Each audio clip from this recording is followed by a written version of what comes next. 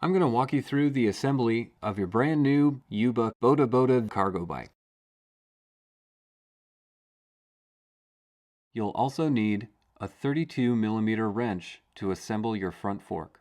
Once you open up the box, you're going to want to take out everything that you find inside.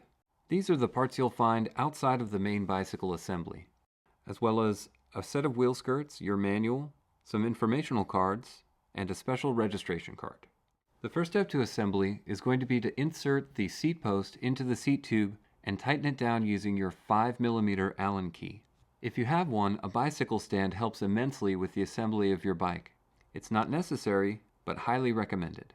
Next step is to remove all of the zip ties and packaging from your bicycle. Once your bike is unwrapped, we're going to install the wheel skirts on either side of the inside of the frame.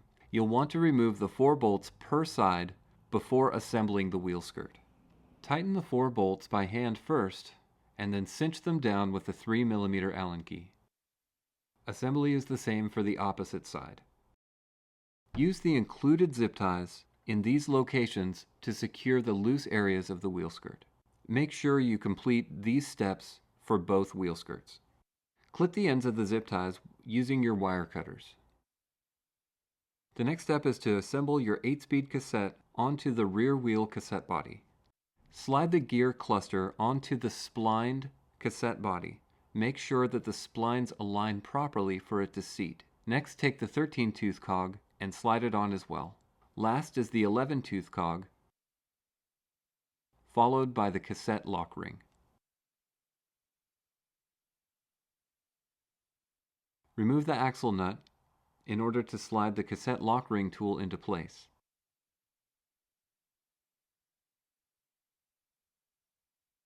And tighten it down using your chain whip.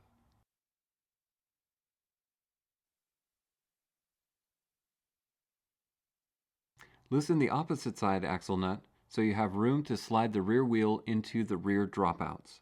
When placing the wheel into the dropouts, make sure the chain falls on the 11-tooth cog. Then make sure the axle slides all the way back into the dropout. Hand tighten the axle nuts, and then using your 15mm wrench or socket and ratchet, tighten them down securely on each side. Installing the love handle on either side, you'll be using the 10-inch 4mm extended Allen key. Loosen the 2 rear bolts first and slide the love handle into place. On the front side of the love handle, remove the top clamp completely. On the bottom clamp, remove one bolt completely, but leave the other one threaded a couple of threads into the clamp. Move the love handle into place and secure the bottom clamp using the 2 bolts. Now install the top clamp using the 2 bolts. Don't forget to tighten down the rear bolts. Repeat this procedure on the opposite side. Next up, we're going to install the pedals. The right side is a standard thread, so turn it to the right to tighten. Cinch it down using your pedal wrench. The non-drive side is a reverse thread, so you're going to tighten it down by turning the bolt to the left. Next, we're going to assemble the fork.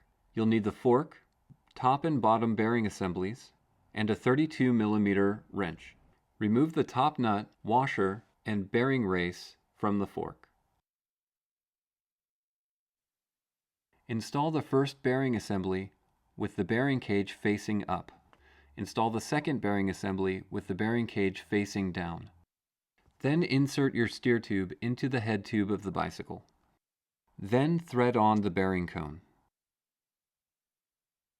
Cinch it down, but make sure it doesn't bind. Next, you'll install the keyed washer, ensuring that the key goes into the slot in the fork's steer tube. Lock everything down with the included lock nut. Now take your 32mm wrench and tighten the lock nut down. You can loosen the bearing cone to ensure that the bearings don't bind when the fork is turned. Now we'll install the handlebar stem and the handlebars. Insert the quill stem into the steer tube that you just assembled. Tighten it down using a 6mm Allen key. Once your stem is straightened and tightened down, insert the rubber rain stopper that came with the stem.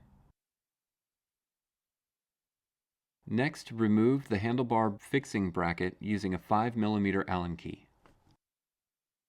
Place your handlebars into the handlebar bracket and secure it with the included hardware. Make sure the gap between the bracket and the stem is even both front and rear. The next step is to install the front wheel. Make sure the tread on the tire is pointing toward the front of the bike. Insert the axle into the fork dropouts and hand tighten the nuts on either side. Fasten the nuts securely using a 15mm socket and ratchet or a 15mm wrench. Now we'll set up the front brake. Unravel the included brake cable and housing and insert the cable end into the left-hand brake lever. Place the cable end into the brake lever. Thread the brake cable through the slot in the brake body and secure the housing into the barrel adjuster. Next, thread the brake noodle onto the brake cable. Place the noodle into the stirrup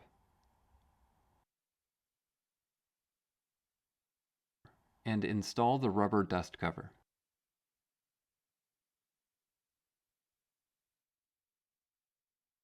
Loosen the brake fixing bolt and thread the cable through the slot.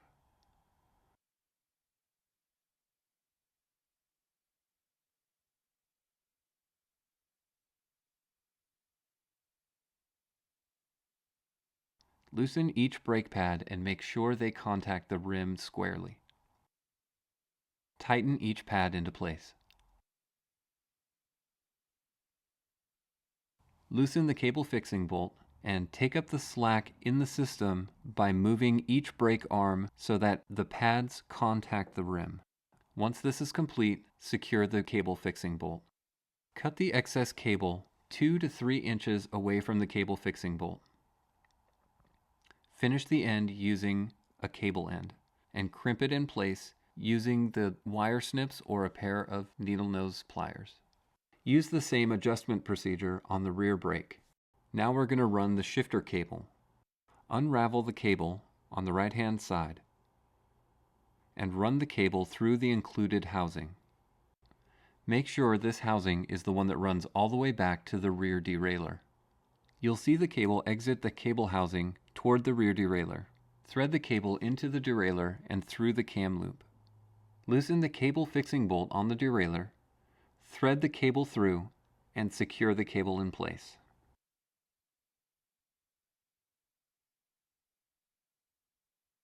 Snip the end of the cable and make sure you use the included cable ends to prevent fraying. The rear brake cable is already run through the housing. Take the cable end and insert it into the brake lever. Once the cable end is secure, run the cable through the slot in the brake body and secure the brake housing in the barrel adjuster. Secure the brake noodle into the stirrup and install the rubber dust cover. Loosen the brake fixing bolt and take the slack out of the brake cable by pulling the brake cable and moving both brake shoes to be in contact with the rim.